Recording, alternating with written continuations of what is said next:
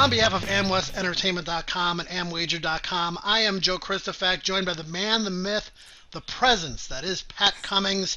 And this week, Dubai World Cup Carnival fans worldwide are blessed with a pair of racing programs and therefore 2 dates with Pat. Crack open a bottle of Pinot Noir. Or something else, Joe. Not exactly my particular fancy, but that's fine for those that enjoy partaking in fermented grapes. Again, not my bag, but look, 2 great nights at the Carnival coming up. You know what? They have smaller fields these 2 weeks, and it's something we've seen over the past couple of years, that as the Carnival begins to wind down, because after this week, the next date is Super Saturday, next Saturday, what we end up seeing is some smaller fields, the horses that are still around, just trying to get their last runs in. For some of them, it'll be the last run of the season. And it yields what I think is a very approachable card, especially for those who may not have played Dubai in the past. Well, Pat, I've had so many tough trips with my selections that maybe shorter fields will be the cure for some of these difficult journeys that I've had from starting gate to finish line.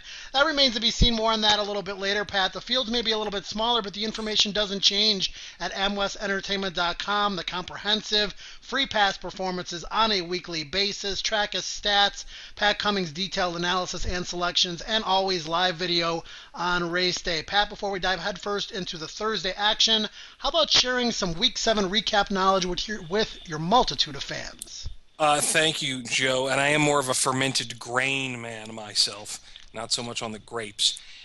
Elival ran, that we talked about that 4th race, Catamountain. We took a stand against him. You did. But I did, but it wasn't. It didn't turn out all that well. I mean, it was right to go against him, but Elival, he had a perfect ride from Fergal Lynch. He's emerged here. They've run up to a handicap rating of 112, and that's borderline acceptance for the Dubai World Cup. So they're going to go to the Maktoum Challenge next week on Super Saturday. That will be exciting to see, but he's really emerged as a horse who clearly does enjoy running on the Tapeta. And his trainer, David Marnane, along with the other Irish trainer, McAlford, these guys have absolutely soared. It's been a breakout year for Ireland at the Carnival.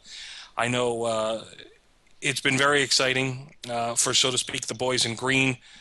They've really just, these are guys that have been coming to the Carnival year after year, and they're finally really getting rewarded for their attendance and their preparation. And then look, in the Balanchine, L'Amour de ma Vie did it, certify. She didn't have it. She was very reluctant to go into the gate. She had to gate school, or rather she's been required to gate school after this. I don't know what it was, Joe, but L'Amour de ma Vie, all credit. I was wrong, and I bowed down to the love of my life. Who's that? The horse, L'Amour de ma Vie. Very, very clever, Pat. Now, it's not you, Joe. I was going to say, wait a minute here, time out. Okay, interesting conversation to be had on Certify, because you kind of knew what my feelings were going in. Does she have a major excuse here besides not loading in the starting gate? I know the pace wasn't that fast. Was she exposed a little bit? And what do you think is next? And will her career continue to evolve? Yeah, the pace was slow, and I wish if I had the earpiece in the jockey's ear that I would have said, let her go. Don't strangle her back. There was definitely some pullback on her, and I thought just let her free. She may actually be like one-paced. She may have a real grinding style, and she just doesn't fly past horses because she didn't exactly explode past L'Amour de ma Vie when they first met in the Cape Verde. So. Totally agree with that. All right, well, let's move on to the upcoming races, Pat. And another reminder for all of our fans out there that Timeform U.S. past performances are available for free on a weekly basis up and through Super Saturday. They put horses on a global scale, which makes them easier to compare. And you can also get Timeform U.S. past performances for racetracks all across North America, a very valuable tool and tablet friendly. Pat, Thursday, February 27th, the first post is going to be 9:40 a.m. Eastern Time. 6 thoroughbred races, as we mentioned. 2 days of racing for the Carnival this week. Also Saturday, March the 1st, you and I will be performing a separate video, which which will be released Thursday afternoon for that. 6 thoroughbred races on Saturday as well. Super Saturday coming up on March the 9th. Post time will be at 8:10 Eastern Time. And then Dubai World Cup Day, March 29th, 9:10 Eastern Time. And Pat, we're going to have full card chats with live video on both Super Saturday and Dubai World Cup Day available at amwestentertainment.com, so you can talk about the races, share your opinions. Very interactive, very informative, great camaraderie in these race day chats. So do put both of those on your schedule and bookmark the video page at amwestentertainment.com. Pat, featured races on Thursday are the 4th and the 5th, the $250,000 UAE Oaks and the $250,000 of Beale Mile. They are both Group 2 races. And Sir Pat Cummings, we're going to attack races 3, 4, and 5 with great vigor. But before we do, a little birdie informed me that you, the Stork, has a price play to deliver in race number 2. Yes, don't knight me yet, but if we get this value play home, maybe it would be worthwhile. Yeah, we'll start the value play in race 2. Number 10, Lahaf. This is a Mike DeCock trainee who is going to fly under the radar. He is not ridden by Christophe Soumillon. Blinkers for the first time. They'll take the tongue tie off of him. This is a horse, Joe, that had a really good run first up in a mile race on the Tapeta. He then went to the grass. Actually, he had a run at Jebel Ali where they were very keen on him, and he just didn't take to the dirt going up the hill at Jebel Ali, comes back on the grass, runs good enough, but this field is 1,200 meters, and there's a ton of pace in here, Joe. We see American Zebros. Conveyance is here off of almost a 3-year layoff is Conveyance. I've heard he's been training well in the morning. But other horses, Abu Sidra, Murhi, Mujizef, they might all go forward. I think it sets up really well for Lahaf, and he has to be somewhat ignored in the marketplace. They will not put this horse off as a favorite, and I think it'll struggle to get into the single-digit odds. So Lahaf, for me, is an intriguing value play in the second race. Well, it's nice to be able to build that bankroll early on in the card. Pat, race 3 is the Maidan Classic for 3-year-olds asked to travel 1,400 meters on grass. Field of 10 led by Wednon at odds of 2-1 on the morning line. He was third in the comeback race behind Long John, who may be the future book favorite for the UAE Derby, one of the most impressive performances I've seen at the Carnival. Yeah, and he would be. I would completely agree there. Wednon, only his second start in that race last time. And let's go back and take a look at it. You know, for a horse that was fairly young, I think that it says something that he did come on and run a good third. Up on the front end is My Catch, who's second on the rail. He'll fade a bit in the lane. Gelata's on the outside in gray. I don't know if he exactly took to the Tapeta, did Gelata. It's possible. Wednon, who was in those yellow silks, comes on, and he runs a good third, beating a little more than 5 lengths. He needed this race, Joe. I think he is the horse that is most likely to make a step forward, a meaningful step forward in this particular spot. But the race isn't beyond some of these others too. Well, Pat, is Wednon obviously is a deserving favorite here, but how do you read Mike DeCock's placement of this horse? Is this a demotion, so to speak, or purely a confidence booster for lightly raced horses you mentioned? If you follow the Carnival enough, you recognize that you have to run your horses when you have the chances and when they're fit. So they put him into that UAE 2000 Guineas, and even though he was one of the choices and the first string, so to speak, he needed that race in a really bad way. He had his maiden win over Turf. It was in England. He comes in here. They had to get that run, and no one was going to beat Long John. So essentially, if Long John's not in there, he runs a really credible second. Maybe they don't come back in this spot. I think it's an okay move for Wednon here, and I did make him my pick, although I think some others deserve attention. Well, let's take a look at a few of those others, Pat. There are horses that maybe stepping up, so to speak, to meet a horse like Wednon, but may have more experience, so that can also be an advantage. Yeah, let's go back. This is the UAE 1000, this is the Maidan Classic trial for this. It's won by He's No Saint. He's not in here, Joe. He's going to go on the Tapeta next time on Super Saturday. 3 horses to look at. Make It Real on the lead. Najim Suhail, who's on the outside here, 4 deep. And then back on the rail, towards the back, is Eye in the Sky, the Scandinavian horse. And Eye in the Sky runs on pretty well from fourth. Make It Real stays on and runs a very good second. And frankly, if he doesn't come off the rail, I don't know if He's No Saint is going to win by as much as he does or get through as much as he does. And Najim Suhail's been plodding along in tougher company. He's certainly not without chance. 5-1 on the morning line in this race. He is the third choice. He has experience, but he'll have a wide draw here, and he'll have to do it from out deep again. But I don't really fancy any of those three all that much. Yeah, me neither. I'm not really sold on the strength of that field, but we'll have a better idea as to how good that race was moving forward through this particular event. Pat, any other horses to watch in this race? I do want to take a look at number 8, Dolce and Carama, the Thistle Bloodstock horse Todd O'Shea rides. He had him first up last time as well, and he had really the widest run in the UAE 2000 Guineas trial. We take a look at the Trackistat of the day. He was 8th in that race, Joe. He's still a maiden. A maiden has won this race before, but Dolce and Carama had to do it the hard way last time in his first up run. He covered 13 meters more than the winner in that particular spot. That was Emirates Flyer. I think you have to consider giving him another chance with maybe a better trip and on grass. This is a horse 4th in the Racing Post Trophy. I give him a shot. Well, Pat, we alluded to this earlier. What I've learned about the Carnival with so many big fields is that positioning is absolutely critical. You can make a slingshot move with momentum off the turn and close to win wide, but if you get caught in a 3 or 4 wide grinding trip, it's really tough to sustain that all the way to the wire, and maybe those are a lot of the kinds of horses that we look back to in future appearances. Yeah, we do, and look, wider trips, horses have to expend more energy. No argument that some of them might be more comfortable out there as opposed to being on the inside, but you're going to have to do some more work, which is why certain wide trips that we've seen, since Shawiz is one that comes to mind, was very impressive. He comes back on Saturday, and we'll talk about him in the next video we do later this week. All right, Pat, on the race number 4, the co-featured UAE Oaks for 3-year-old filly set to travel 1,900 meters on to PETA.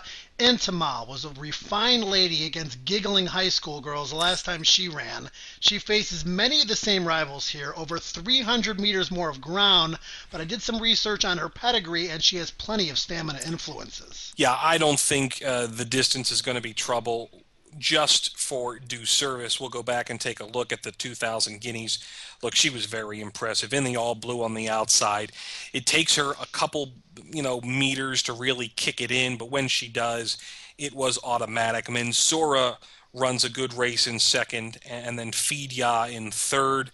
I think Fidya could emerge and come back on with something decent, but look, it's just really tough to say that every horse in this race is coming out of the Guineas. So they're all here. They're all back. They run the same race. The only thing I could suspect is maybe she gets in some trouble on the rail and has some trouble finding her way through. She's drawn in gate 2.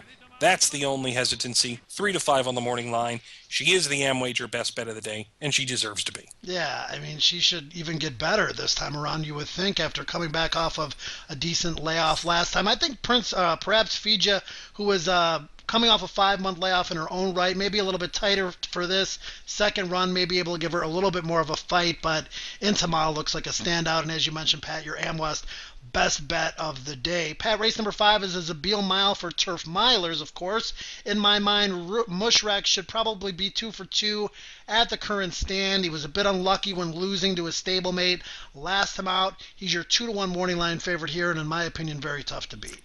Yeah, I'm not going to disagree with that, Joe. Let's go back and take a look at his last race. This was the Al Rashidiyah. He is on the rail in the blue and white striped cap with the shadow roll. And look, he just finds trouble. He was drawn inside. He gets a middle draw this coming week. And his stablemate comes over the top and just soars past him. He fights back in the lane, but it took him a while to get out and get comfortable. Paul Hannigan really had to negotiate his way through there. It was not an easy trip. Mujarib comes back and runs a fairly decent third last week when he had really not a whole lot of pace to run at. So it was a respectable follow-up effort in a race that had been won by Taz a day. So nothing in there disgraces what Mushrek did. So I'm okay with that performance. I've picked him on top in this race. But when you look elsewhere, it does get a little bit more interesting. Yeah, and one of the horses that I'm very curious about is Anaerobio, Pat, because the race prior was such an impressive win. Raced back last week and didn't do as well, and I'm interested to see what your take is on this particular animal. Yeah, Look, you've got a couple of these horses that have come out of the Al Fahidi fort, and we can go back and look at it. Anaerobio wins. He's in the yellow silks with the red cap, second back on the rail. Mishawish, who is also in this Zabil Mile field, he's just behind him in the gray silks. Frankie Dettori rode on that occasion. And look, the top three finishers were 1, 2, 3 on the rail almost the entire way around. Anaerobio will just tip out and run up and get the win. Mishawish comes trailing behind him. That was over 1,400 meters. This is over 1,600. I said I thought Mishawish was going to win the Al Fahidi Fort if it was back to its original 1,600-meter trip. It's not. The Zabil Mile is. I certainly have to give Mishawish a chance to move forward. I just like Mushrek more. And it's also worth noting, Joe, that number 3, Trade Storm, he won this race last year. He actually won 2 races in Dubai last year. Somewhat surprisingly, he was fairly well exposed. The thing about him is that he has never come close to showing those 2 performances, those 2 wins in Dubai from last year. He's never come close to replicating them since. He's 6-1 on the U.S. morning line. I think you have to treat him as such with some kid gloves.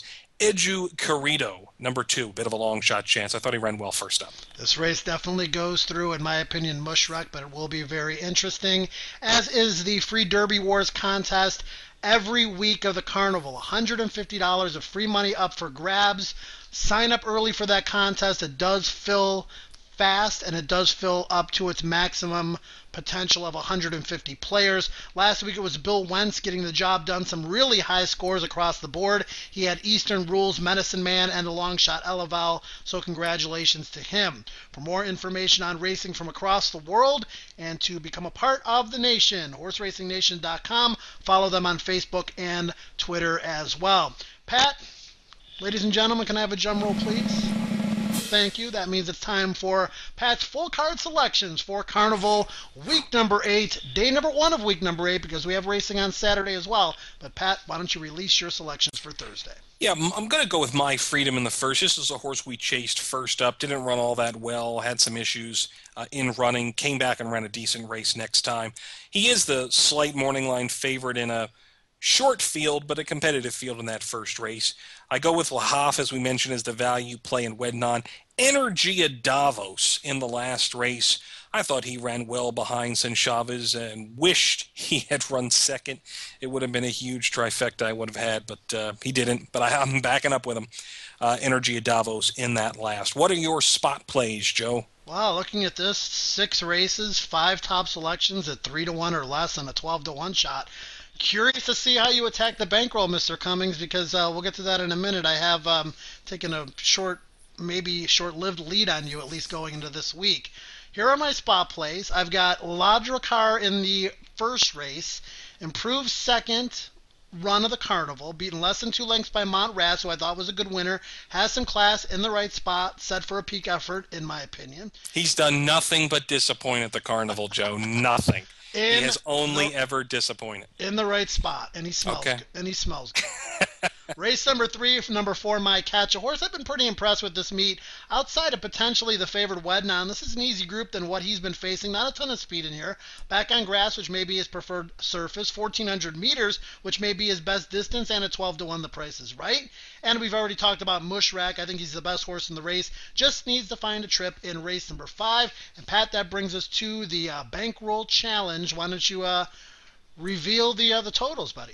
Yeah, I'm only at $535. We're down 165. You, on the other hand, down 124 at $576. So we have to start chasing, and you certainly have a couple prices there. I'm going to 3 plays. One in race 2, 50 to win on Lahaf. And then in the 6th race, 2 plays, and they all use Energia Davos as a banker. $38 to win on Energia Davos. The $12 left over is really a function of a trifecta that will play Energia Davos on top of 3 horses, 5, 9, and 10, and use all of them for third. It'll cost you $12. Well, 7 weeks at $100 a piece. I have tanked in 2 of those weeks, losing the complete bankroll.